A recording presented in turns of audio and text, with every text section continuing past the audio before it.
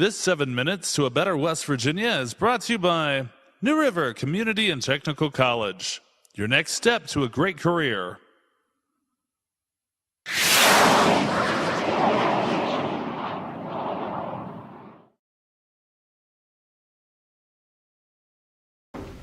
Good afternoon. Scott, I want to thank you for putting on this event. I got the honor to my lovely wife, Drilla, for putting up with me for 40 years. My name is Cedric Robertson. I've been a councilman at large approximately 7 years. I was a policeman here in the city of Beckley for 30 years. And I've been asked to speak to you today about my one best plan for Beckley.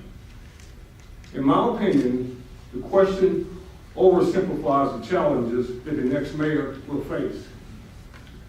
It implies that there is one big idea or one magic solution that will solve all of Beckley's problems. In truth, Beckley will face many challenges over the next few years, and the city must position itself to meet those challenges. However, if the real question is, what will my focus be as mayor?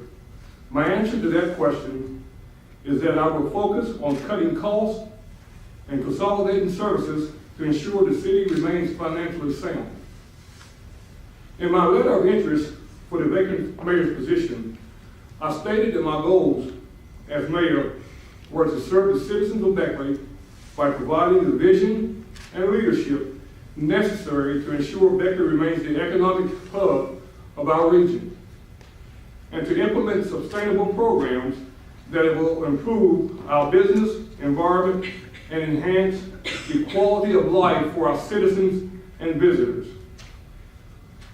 While this has also been my goal as councilman at large, the position of mayor will allow me to have more direct input into the day-to-day operations of the city and provide me with more opportunity to identify and correct many of the issues we are facing.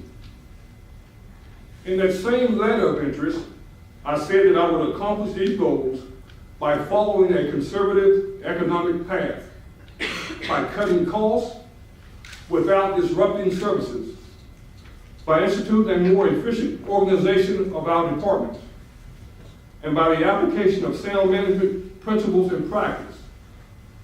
In short, I will run the city more like a business rather than like our citizens and businesses are unlimited sources of funds. There are others that have expressed interest in the mayor's position, and I have examined and assessed their resumes, letters of interest, and public statements regarding their plans for the unexpired term.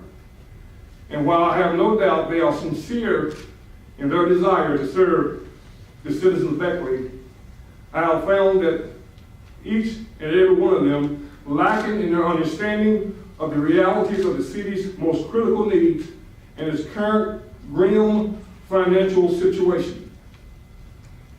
One candidate stated they want to increase manpower at the police department, purchase new equipment, replace the police headquarters building, and give pay raises to police and public work employees. While these would all be great improvements, the fact is we just can't afford it.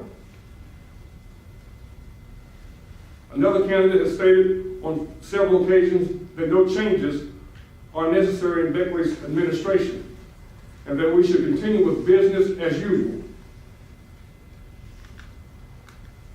These are people who have seen a need in our community and who want to step up and do the right thing.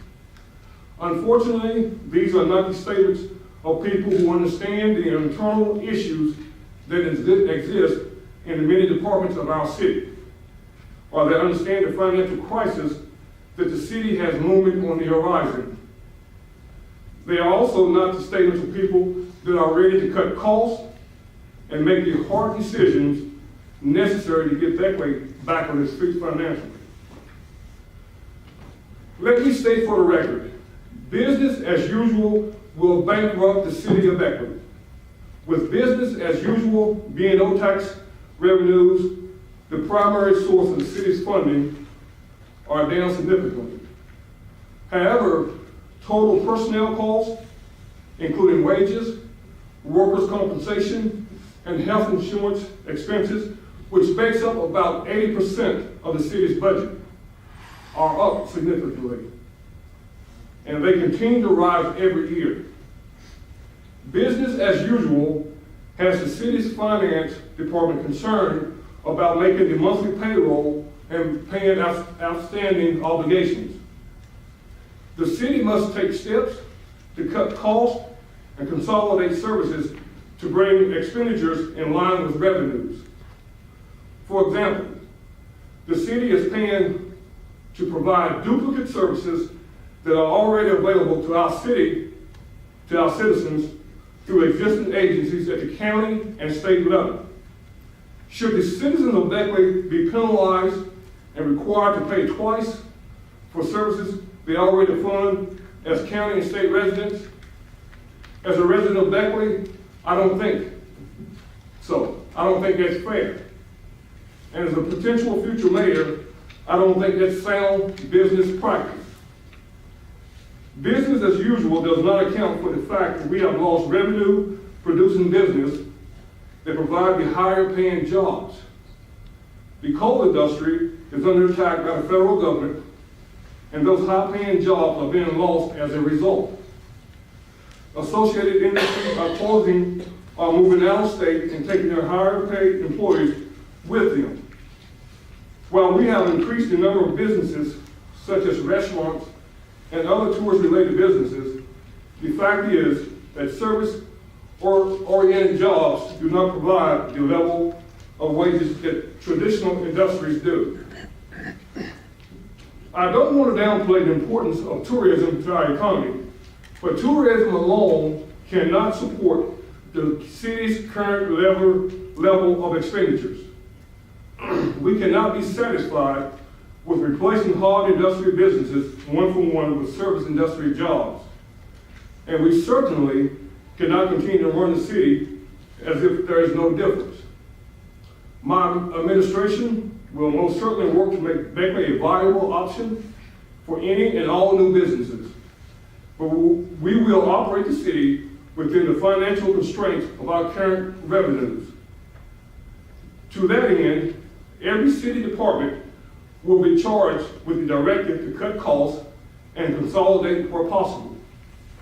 Each department head will be challenged to conduct an internal review of their operations and to identify areas where efficiencies can be realized, either by reducing costs or by enhancing services without increasing expenditures.